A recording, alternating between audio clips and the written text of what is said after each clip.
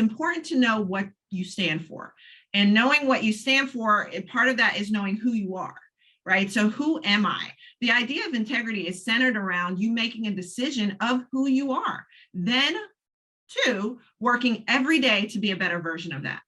Affirmation statements. An example of those are some listed here. I release negative feelings and thoughts about myself. I always see the best in others. I believe in who I am. I'm on a journey ever growing and developing, and I am more than enough. You need people to create wholeness. As much as you want to say, I don't need other people, every time you go to work, every time you get out and you go to the store, you get groceries, what is somebody to pack your bag, someone gets you a cart clean, you need other people. Collaboration is essential for success in life. So our responsibility is to create a safe space for those we serve and partner with to establish trust.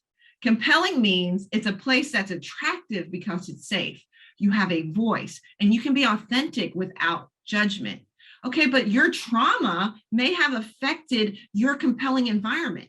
So that's why we go back to those statements, and to the integrity and giving those affirmation statements. Remember, so we have cast vision. Think about, I am more than enough. So just because your trauma says this is your story, you can change that story. You can change that environment to be compelling to others so that when you step in the room, people notice.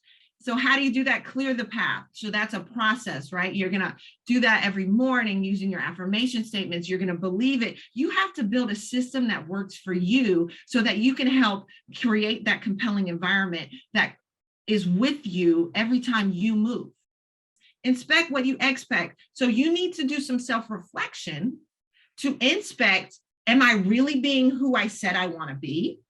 And then if I expect people to get this from me when I come in this environment, am I actually doing that? Am I following the path that I set? Am I following the vision that I set to have that expectation upheld?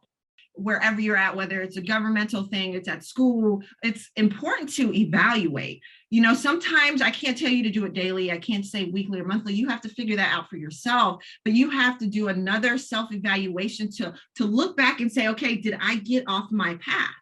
Because if you go an inch off your path and you're walking straight and you go an inch off every 5 steps, eventually you're going to be almost a foot off your path. And you're going to look back and say, what happened? How did I get here? You know, you'd love to say that you could do it all without caring about yourself, but that's a lie.